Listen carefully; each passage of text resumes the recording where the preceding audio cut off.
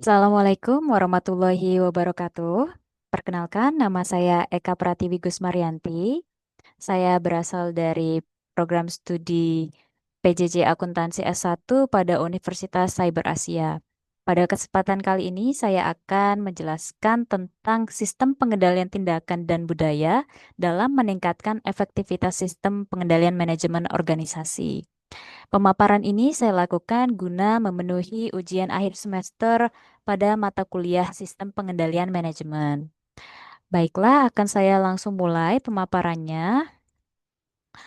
Yang pertama itu adalah pendahuluan atau latar belakang dari teori atau materi yang akan saya jelaskan. Jadi, sistem pengendalian manajemen atau SPM ini berperan penting dalam memastikan pencapaian tujuan organisasi. Nah, tantangan lingkungan bisnis yang kompleks menuntut pengendalian yang tidak hanya berorientasi pada hasil. Nah, pengendalian berbasis hasil saja berpotensi menimbulkan penyimpangan dan perilaku disfungsional. Nah, pengendalian tindakan mengatur perilaku karyawan secara langsung melalui mekanisme formal. Sedangkan pengendalian budaya membentuk perilaku melalui nilai, norma, dan keyakinan bersama. Nah, integrasi pengendalian tindakan dan budaya diperlukan untuk meningkatkan efektivitas SPM. Makalah yang sudah saya buat sebelumnya pada ujian tengah semester ini bertujuan untuk menganalisis peran, mekanisme, dan kontribusi pengendalian tindakan dan budaya dalam sistem pengendalian manajemen.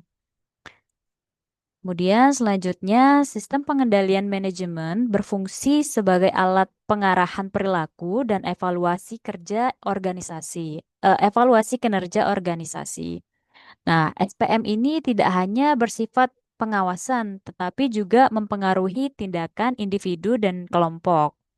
Nah, pengendalian hasil perlu juga dilengkapi dengan pengendalian perilaku dan nilai.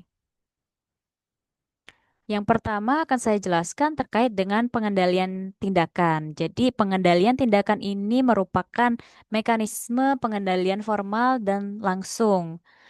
Nah, bentuk pengendalian tindakan ini bisa meliputi pembatasan perilaku, penilaian pratindakan, akuntabilitas tindakan, dan juga redundansi tugas. Nah, ini bertujuan mencegah penyimpangan dan kesalahan operasional. Kontribusi utama dalam pengendalian tindakan yang pertama itu meningkatkan kepatuhan terhadap SOP dan juga mengurangi risiko operasional serta yang terakhir itu memperkuat sistem pengendalian internal. Yang selanjutnya itu adalah pengendalian budaya.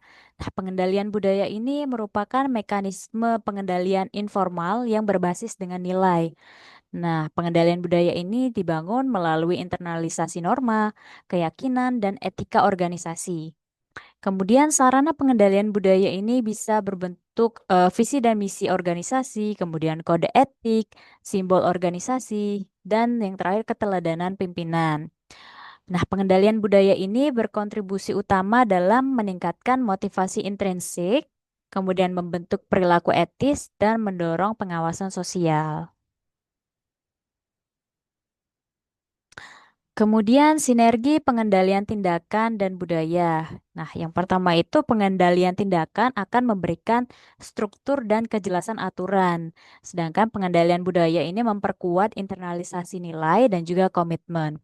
Jadi pengendalian formal tanpa budaya itu seperti kepatuhan yang semu. Sedangkan budaya tanpa aturan akan mengakibatkan ketidakjelasan operasional. Nah, integrasi keduanya ini sangat meningkatkan efektivitas SPM secara berkelanjutan. Nah, contoh penerapan di Indonesia yaitu pada BUMN ini seperti penerapan SOP, audit internal, dan sistem otorisasi. Kemudian juga penguatan budaya melalui nilai akhlak. Kemudian untuk contoh penerapannya pada perusahaan swasta ini penekanan pada nilai inti seperti integritas dan profesionalisme, serta pengendalian budaya melalui pelatihan dan keteladanan pimpinan. Nah, hasil dari penerapan ini yaitu meningkatkan kepatuhan, kemudian peningkatan kinerja, dan peningkatan tata kelola organisasi. Jadi kesimpulannya, untuk pengendalian tindakan merupakan pengendalian formal untuk mengatur perilaku karyawan, sedangkan pengendalian budaya ini merupakan pengendalian informal berbasis nilai dan juga norma. Nah, kedua pengendalian ini saling melengkapi dalam meningkatkan efektivitas sistem pengendalian manajemen. Nah, integrasi pengendalian tindakan dan budaya akan meningkatkan kinerja dan integritas organisasi. Efektivitas SPM tidak dapat dicapai dengan satu bentuk pengendalian saja, jadi tidak bisa hanya melalui pengendalian tindakan tanpa pengendalian budaya ataupun sebaliknya. Nah, saran yaitu yang pertama, organisasi perlu merancang SOP dan pengendalian tindakan yang jelas dan konsisten. Kemudian pimpinan harus berperan aktif dalam membangun budaya organisasi. Kemudian pengendalian formal dan informal perlu diintegrasikan secara seimbang sehingga tidak berat sebelah. Kemudian yang selanjutnya evaluasi sistem pengendalian perlu dilakukan secara berkala. Kemudian penelitian selanjutnya disarankan untuk mengkaji secara empiris penerapan SPM di berbagai sektor. Baik, terima kasih. Cukup sekian pemaparan yang dapat saya sampaikan. Mohon maaf atas kesalahan dan kekurangan selama presentasi yang saya lakukan. Saya akhiri. Wassalamualaikum warahmatullahi wabarakatuh. Terima kasih.